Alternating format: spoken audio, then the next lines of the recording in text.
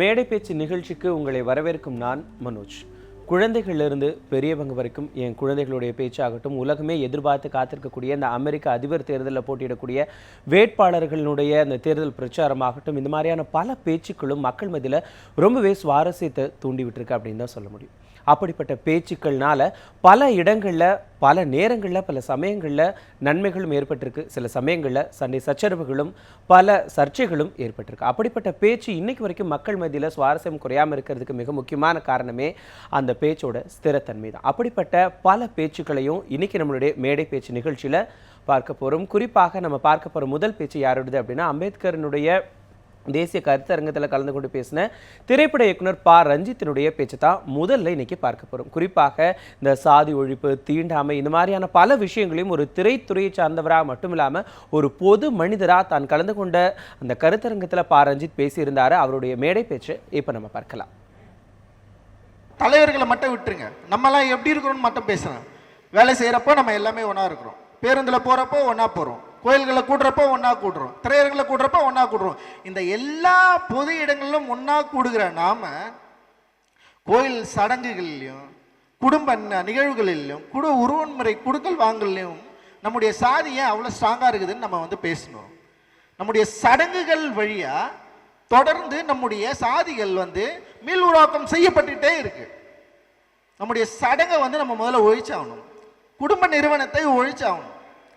குடும்பங்கள்ல குடும்பம் அப்படின்ற அதான் நான் சொல்றேன், நம்மளுடைய சாதியாளர்களாக நம்ம ஏன் இருக்கிறோம்னா, குடும்பம் இங்க மிக கட்டுப்பாடா சாதியை கடைபிடிக்கிற ஒரு சமூகமா இயங்கிட்டே இருக்கு. குடும்பம் கம்யூனிஸ்டா இருப்போம், ஒடுக்கப்பட்ட மக்களுக்காக பேசுற போராளியா இருப்போம். ஏன் இன்னும் சாதி ஒழியாமல் இருக்கு, நம்ம குடும்பத்துல பேசுறதே கிடையாது. உனக்கு தனிப்பட்ட ஒரு பிரச்சனை வரப்போ நீ சாதியாளர்கள் பக்கம் தான் நிக்கிற, நீ பொதுவுடைமை பக்கம் நிற்கிறதே கிடையாது.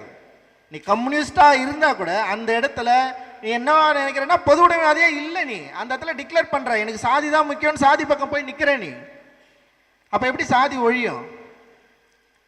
ஒடுக்கப்பட்ட மக்கள் தொடர்ந்து சாதி ஒழியணும்னு பேசுறதுல எந்த பிரயோஜனமே கிடையாது. ஏன்னா அம்பேத்கர் காலகட்டத்துக்கு முன்னாடியிலேருந்து தொடர்ந்து இதை பேசியாச்சு. ஏன் பேசலையா? இதை எல்லா இடத்துலையும் பேசியாச்சு, டிஸ்கஷன் பண்ணியாச்சு. ஆனால் சாதி நிகழ்ச்சி ஒழியவே இல்லை. 80களில் ஓரளவுக்கு மாற்றம் நிகழக்கூடிய சூழல் இருந்தது. திராவிட இயக்கங்களுக்கான அந்த சுமை இருந்தது. அதை அவங்க கைப்பற்ற தவறிட்டாங்க, அதை விட்டுட்டாங்க. அதுக்கப்புறம் இன்னைக்கு வரைக்கும் அந்த மாற்றம் நிகழவே இல்லை. கம்யூனிசம் ஏறக்குறைய தோல்வி அடைந்த ஒரு இயக்கமாக மாறிடுச்சு இங்க. அப்ப இந்த மாற்றம் எப்படி நிகழும்? பண்பாட்டு தலங்கள், பண்பாட்டு அளவில் நம்ம மாறாத வரைக்கும் இந்த மாற்றம் நிகழவே நிகழாது. நம்ம உளவியல் ரீதியா பார்ப்பனியத்தை நம்ம ஒழிச்சிட்டோம்னு சொல்லிட்டு நீங்க யோசிச்சா கூட அடிப்படையில் நம்ம எல்லாருமே பார்ப்பனியம் தன்மை வாய்ந்த சாதி வெறியாளர்கள் மட்டுமா நம்ம இருக்கிறோம்.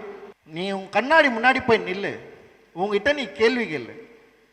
குறைந்தபட்சம் ஒரு நாளைக்காவது நீ சாதியாளனா இல்லாம இருக்கிறியா இல்லைன்ற ஒரு கேள்வியை நீ கேளு உங்ககிட்ட. அதுக்கப்புறம் நீ புரட்சி செய்ய வா. அது வரைக்கும் நீ வராத. உன்னை தனிமனித மாற்றம், தனிமனித ஒழுங்கும், தனிமனித ஒழுக்கத்துக்குள்ள, தனிமனித மாற்றத்துக்குள்ள சாதியை எதிர்த்து, மதவாத சக்திகளை எதிர்த்து உன்னால ஒரு நாளைக்காவது ஒரு சின்ன செயல்பாடாவது செய்ய முடியுதான்னு உன்னை நோக்கி கேள்வி கேளு. ஏன் நாங்க தொடர்ந்து சாதி ஒழியணும் எங்களுக்கு வேற வேலையே இல்லையா? 24 மணி நேரமும் இதை பத்தி தான் யோசிக்க வேண்டிய தேவை இருந்துகிட்டே இருக்கு. இங்க 1008 பிரச்சனை இருக்கு. ஆனா அந்த பிரச்சனையெல்லாம் எதையுமே யோசிக்க விடாம நீ தொடர்ந்து இதை பத்தி மட்டுமே யோசிச்சுட்டுறான்னு சொல்லிட்டு உளவியல் ரீதியா பாதிப்படைஞ்சவர்களாம் நாங்க இருக்கிறோம். உண்மையிலே சொல்றேன், உளவியல் ரீதியான பாதிப்பு. இதுல இருந்து மீண்டெழவே முடியவே இல்லை. மீன் எழுவதற்கான வழிமுறைகளை தேடி தேடி தோத்து போயிட்டு உட்கார்ந்துருக்கதா இருக்குது. ஒரே வழிதான், டிஸ்கஷன் நடக்கணும். சமூக கல்வி அவசியம், அதுவும் கல்வி நிலையங்கள்ல அவசியம். எஸ்சி பசங்கள்லாம் கையை தூக்கு, உங்களுக்கெல்லாம் ஃப்ரீ நோட்டுன்னு சொல்றப்பவே பக்கத்தில் இருக்கிற ஒரு பையன் என் மேல கோவப்படுறான். அவனுக்கு நீங்க சொன்னீங்களா எனக்கு ஏன் ஃப்ரீ நோட்டு கொடுக்குறாங்கன்னு? அந்த பையனுக்கு நீங்க சொன்னீங்களா? நீங்க காலேஜில் வந்து ஸ்காலர்ஷிப் எனக்கு அதிகமாக தருது, அவனுக்கு கம்மியாக தருதுன்னா அவனுக்கு ஏன் கம்மியாக தராங்க நீங்கள் ஏன் சொல்லலை? அவனுக்கு அது அவனோட பிரச்சனையா இல்லை என்னோட பிரச்சனையா? இன்னைக்கு வரைக்கும் இந்த பிரச்சனையை பற்றி கல்வி நிலையங்களிலும் சரி ஆசிரியர்களும் சரி யாருமே குழந்தைங்கள்கிட்ட பேசுறதே கிடையாது. எப்போ நீங்கள் பேசுவீங்க? எப்போ இந்த மாற்றம் நிகழும்? உளவியல் அடிப்படையில் மாற்றம் நிகழ்ந்தால் மட்டுமே தான் இது மாறத்துக்கான வாய்ப்பு இருக்கு. ஏன்னா நம்ம அடிப்படையில் நம்ம வந்து அப்படியே வந்து அழுக்கேறிய சாதி மிருகங்களாக தான் நம்ம இருக்கிறோம். நம்ம அதுலேருந்து நம்ம வெளியே வரணும்னா இதை பற்றின டிஸ்கஷன் வந்து எல்லா இடத்துலையும் தொடரணும். கல்வி நிலையங்களில் இருக்கணும், மத நிறுவனங்களில் இருக்கணும், எல்லா இடத்துலையும் இதை பற்றி நம்ம வந்து பேசி ஆகணும். அதோட தேவை இருக்கு. இதுக்கப்புறமான மிகப்பெரிய போர் நிச்சயமாக வந்து நான் தலித்துக்கும் மட்டும்தான். இந்த இந்திய சமூகம் அப்படிதான் கொண்டு போயிட்டு இருக்கு. இங்க அவ்வளவு பெரிய பிரச்சனைகள் வந்து இன்னைக்கு வந்து வழங்கிட்டே இருக்க, அப்ரெஸ்ட் பண்ணிக்கிட்டே இருக்கிற. நீ இவன் தான், நீ இப்படிதான் இருக்கணும், நீ இப்படிதான், நீ மேலே ஏறி வரக்கூடாது, நீ வந்தனே நீ எனக்கு அடிமையை தான் இருக்கணும், உனக்கு அந்த இதுவே கிடையாதுன்னு சொல்லிட்டு சொல்லி சொல்லி சொல்லி வளர்க்குறப்போ ஒரு அப்ரெஸ்ட் கிரியேட் ஆகிட்டே இருக்கு. தொடர்ந்து ஒடுக்குமுறை நடந்துட்டே இருக்கு. அவன் உளவியல் ரீதியாக மாற்றம் அடையவே இல்லை. அவன் தொடர்ந்து நீ வந்து அடிமை அடிமை அடிமை அடிமைன்னு சொல்லிட்டே இருக்கிறான். அம்பேத்கர் சொன்னார் அடிமை என்பதை அவனுக்கு கற்பின்னு சொன்னார். அவன் கிளர்ந்து எழவே இல்லை. இன்னைக்கு அவன் வந்து இப்போ கருப்புகள் மாதிரி நம்ம கருப்பாக இருந்தோம்னு வச்சுக்கலாம், ஒயிட்டுக்கு முன்னாடி நீ கருப்புன்றது அவன் சொல்லாமலே அவன் கிளர்ந்து இருந்திருப்பான். இன்னைக்கு வந்து வண்ணம் நிறம் உடை எல்லாமே வந்து நீ வந்து வேற, நீ ஈஸியாக அவனை வந்து மாற்றிக்கலாம். இன்னொரு முன்னாடி உட்காரப்ப நான் அந்த ஜாதி இல்லை நீ சொல்லிக்கலாம். நீ அந்த சுதந்திரத்தை இந்த உடை இந்த அந்த நிறம் எல்லாமே உனக்கு கொடுக்குது. ஆனால் இதுதான் நம்முடைய பிரச்சனையே நினைக்கிறேன் நான். இதனால தான் இன்னைக்கு வரைக்கும் சாதி ஒழியாமல் இவ்வளோ ஸ்ட்ராங்காக இருக்குதுன்னு நினைக்கிறேன். நான் சின்ன வயசுலேருந்து நான் பிறந்ததுலேருந்து பார்த்துட்டு இருக்கிறேன். இந்த பிரச்சனையை பற்றி எங்கள் அப்பா பேசினாரு, எங்கள் தாத்தா பேசினாரு, எங்கள் அப்பா பேசினாரு, அப்புறம் நான் பேசுகிறேன், எனக்கு போனதுக்கப்புறம் என் பொண்ணு பேசும், இதுக்கப்புறம் இன்னொருத்தன் பேசுவான். எப்போ இது மாறிய ஒரு சமூகமாக மாறும் அப்படின்ற ஏக்கம் நம்ம எல்லார்கிட்டையும் இருக்குது, இல்லைன்னு சொல்ல. நம்ம எல்லாருமே இதை பற்றி இங்கே டிஸ்கஷன் பண்ணிவிட்டு இந்த இடத்துல அப்படியே விட்டு நம்ம வீட்டுக்கு போகிறோம். இங்கேருந்து போகிறப்பவே நம்ம என்ன பண்ணுறோம், இங்கே இருக்கிறப்போ நம்ம ஒரு கருத்தங்கத்துக்கு வந்தோம், அம்பேத்கராக இருந்தோம், அம்பேத்கரை பற்றி நம்ம தெரிஞ்சுக்கணும்.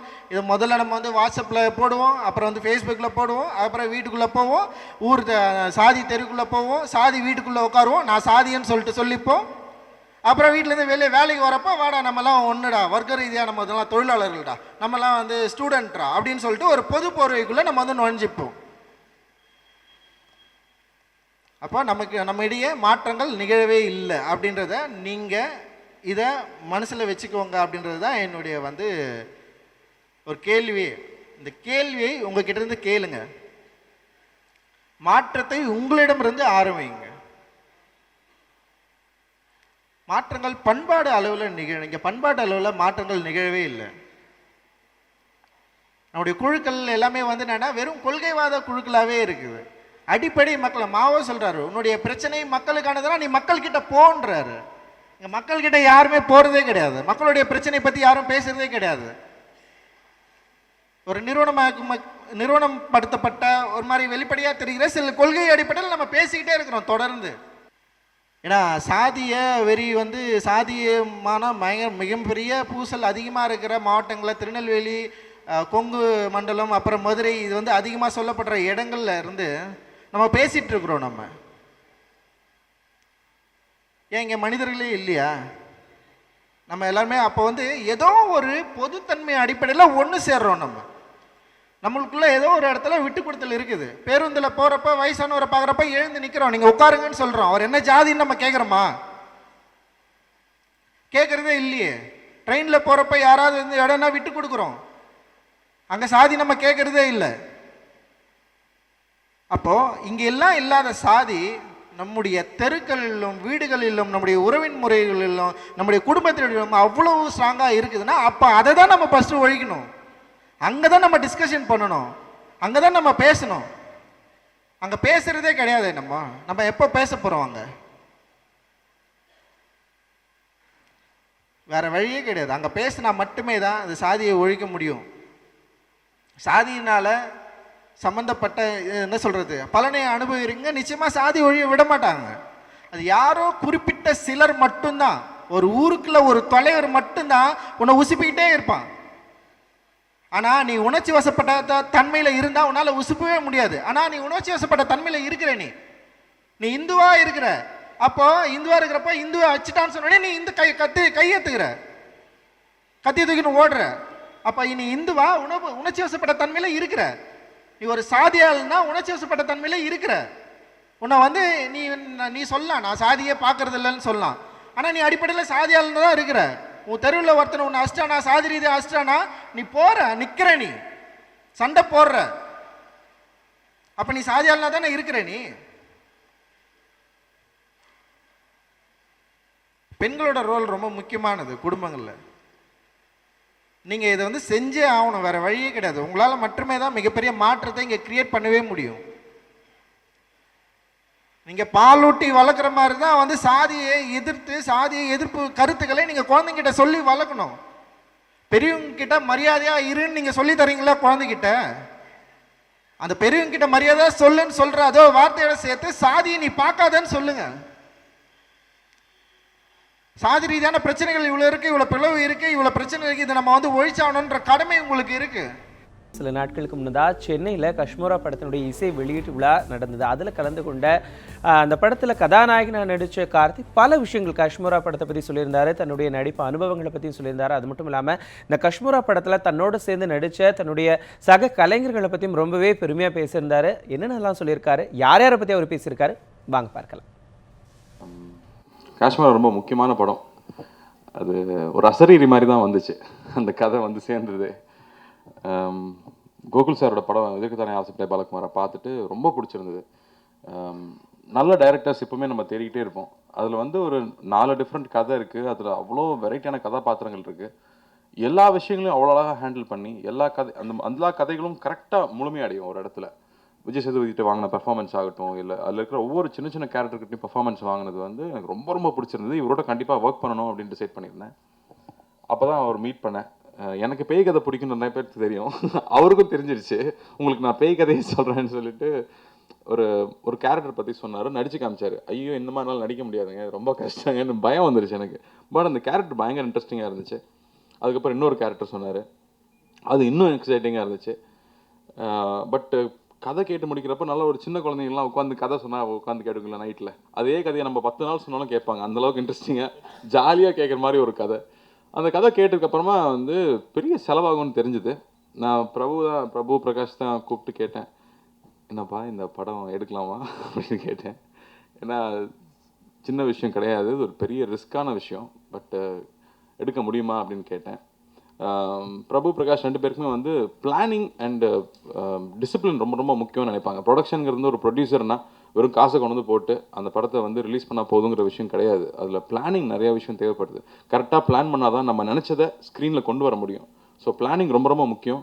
நீங்கள் பண்ணிவிடுவீங்களா, பண்ண முடியுமான்னு கேட்டேன். இல்லை நான் சேலஞ்சாக எடுத்துக்கிறேன், அந்த படத்தை பண்ணுறேன்னு சொன்னாங்க. ஸோ என்னென்னா சின்ன பையன் அவன் சித்தி பையன் சின்ன பையன் எல்லாம் ஊரில் ஒன்றா தான் சுற்றிட்டு இருப்போம். எனக்கெல்லாம் உடக்காடி கற்றுக் கொடுத்ததெல்லாம் இவன் தான், இவனும் பிரகாஷன் தான்.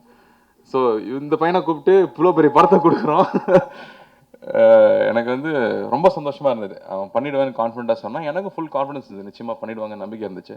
அண்டு கோகுல் சார் வந்து ஒரு தீர்மானத்தோடு இருந்தார், இது பெரிய படமாக பண்ண போகிறோம் அப்படிங்கிறது. ஏன்னா அப்படி முடிவு பண்ணால் அதில் ஒரு பெரிய ஆபத்து இருக்குது. எப்படி நாங்கள் 1001 முடிவு பண்ணோமோ ஒரு 3 வருஷம் எடுத்தோம், அந்த மாதிரி இந்த மாதிரி ஒரு படத்தை வந்து எடுக்கணும்னு முடிவு பண்ணால் அதுக்கு ஒரு பெரிய ஒரு உழைப்பு இருக்குது, ஒரு பெரிய தியாகம் இருக்குது. அது அவ்வளோ ஈஸி கிடையாது. ஒரே படம் தான், 2 வருஷம் உட்காந்து உழைக்கணும். அது வந்து பெரிய பேஷன் இல்லாட்டி இந்த படம் எடுக்கவே முடியாது. ஸோ முக்கியமாக நான் வந்து பிரபுக்கும் பிரகாஷ்க்கும் கோகுல் சாருக்கும் மிகப்பெரிய ஒரு நன்றியை சொல்லிக்கிறேன். ஏன்னா எனக்கு வந்து பெருமையாக இருக்குது. நான் வந்து பாகுபலி பார்க்கும்போதோ இல்லை வந்து இப்போது தோழா பார்க்கும்போது கூட வித்தியாசமான கதையை எடுத்துகிட்டு வராங்களே அப்படின்னு ரொம்ப ஒரு பொறாமையே இருந்துச்சு. இந்த மாதிரி படம் நம்ம பண்ணலையா ரீசெண்டாக அப்படின்னு.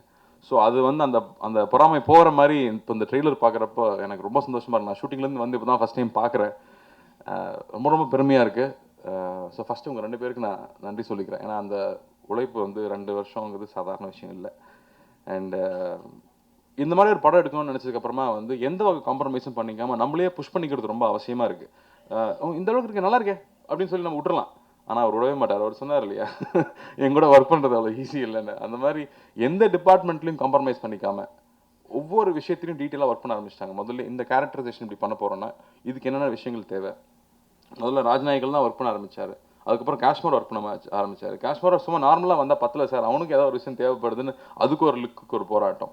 இப்படி ஒவ்வொரு கேரக்டருக்கும் வந்து டீட்டெயில் எப்படி ஆட் பண்ண போகிறோம். Vivek sir character, Vivek sir விட்டுட்டீங்க, நான் சொல்லிடுறேன் அவருக்கு. விவேக் சாரோட கேரக்டரைசேஷன், அவரோட கதையில் சொல்லும் போதே அந்த கேரக்டர் கேட்கும்போது அவ்வளோ என்ஜாய் பண்ணேன் அந்த கேரக்டரைசேஷன். ஆனால் அவர் ஃபஸ்ட் டைம் அப்பாவாக நடிக்கிறார். ரொம்ப ரொம்ப வருத்தமாக இருந்துச்சு. விவேக் சார் கூட ஃபஸ்ட் டைம் ஒர்க் பண்ணோம், டைரெக்டாக அப்பா ஆக்கிட்டமே அப்படின்னு. பட் அதுதான் புதுசாக இருந்துச்சு ஒர்க் பண்ணுற விஷயம். அண்டு நான் இதில் நிறைய பேரை பற்றி சொல்லிகிட்டே போயிட்டே இருக்கலாம். ஏன்னா இந்த படத்தில் வந்து 2 வருஷம் உழைப்புங்கிறதால ஒரு புக்கு தான் போடணும்னு நினைக்கிறேன். ஏதாவது மேக்கிங் புக் தான் போடுங்க. ஏன்னா ஒரு பீரியட் ஃபிலிம் அப்படின்னு எடுத்துகிட்டு ஒரு 30 மினிட்ஸாக இருக்கலாம். ஆனால் அந்த 30 மினிட்ஸுக்கு பாகுபலிக்கான உழைப்பு போட வேண்டியது இருக்குது. ஒரு சின்ன சீன், ஒரு தர்பாரில் 2 பேரும் பேசிட்டாங்கன்னா அப்போ தர்பார் செட்டு போடணும். நான் போய் தர்பார் செட்டு பார்த்துட்டு இவ்வளோ பெருசாக நான் இது வரைக்கும் செட்டே பார்த்துட்டு, டே பயம் இருக்காதீங்கடா, இதுக்கடா இவ்வளோ பெரிய செட்டு போட்டிங்கன்னு பயம் வந்துருச்சு.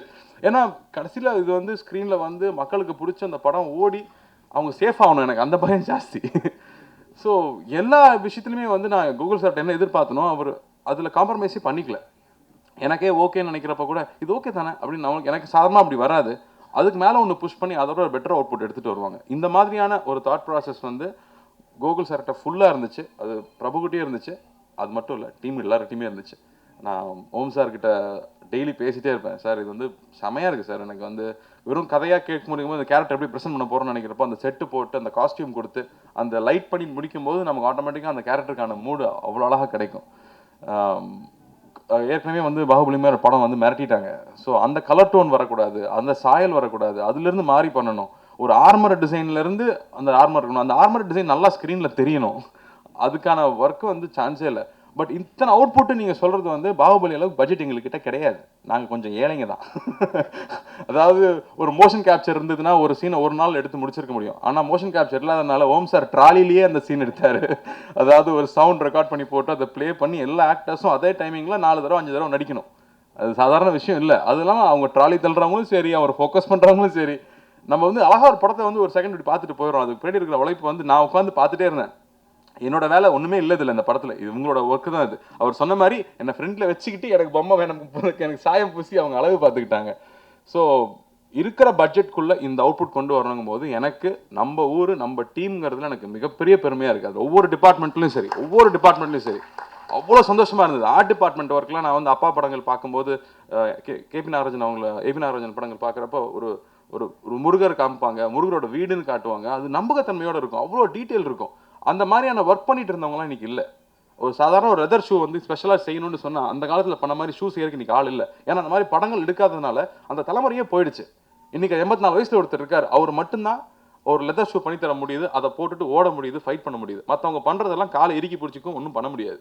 ஸோ சினிமா எடுக்கிறது அவ்வளோ ஈஸி இல்லை. அந்த மாதிரியான டெக்னீஷியன்ஸ் எப்படி வந்து நம்ம நாட்டுப்புற கலைகள் அலைஞ்சிட்டு இருக்குன்னு சொல்கிறோமோ அந்த மாதிரி ஒரு சைட் ஆஃப் கலைகள் வந்து அலைஞ்சிட்டு போயிட்டே இருக்குது. இந்த படம் எடுத்தது மூலமாக அவங்க எல்லாரையும் திரும்ப கூட்டிகிட்டு வந்ததில் எங்களுக்கு ரொம்ப ரொம்ப சந்தோஷம்.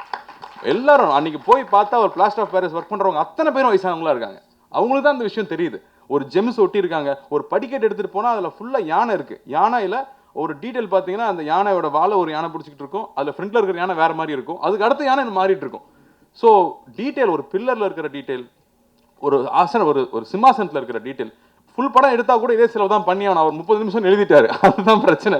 பட் அதுக்கு ஃபுல் செலவு பண்ணி ஆகணும். ஒரு சிம்மாசனத்தில் பேக் சைடில் எம்பளம் போட்டு வச்சிருக்காங்க. சார் இங்கே ஷார்ட்டே வராது சார். இல்லைங்க, செய்கிற தொழில் ஒழுங்காக செய்யணும், எனக்கு திருப்தியாக பண்ணணும், வச்சு எடுத்தாங்கன்னா அங்கே அழகாக வரும் அப்படின்னு எல்லா டீட்டெயில் ஒவ்வொரு இடத்துலையும், ஒரு கர்டன் ஆகட்டும், ஒரு ஃப்ளோரிங்கில் போடுற ஃபேப்ரிக் ஆகட்டும், அது வந்து அழகாக வரணும். நம்ம வந்து என்றைக்கும் ஞாபகம் வச்சுக்கிற மாதிரி விஷயமா இருக்கணும். பிகாஸ் 2 இயர்ஸ் ஒர்க் பண்ணி முடிக்கிறப்போ என்றைக்கும் அந்த மக்கள் அந்த படத்தை பார்த்து ரசித்து அதை பேசுகிற படமாக இருக்கணும்.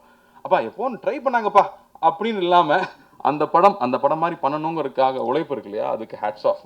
டீமுக்கு, அந்த டெக்னிக்கல் க்ரூவுக்கு ஹேட்ஸ் ஆஃப்.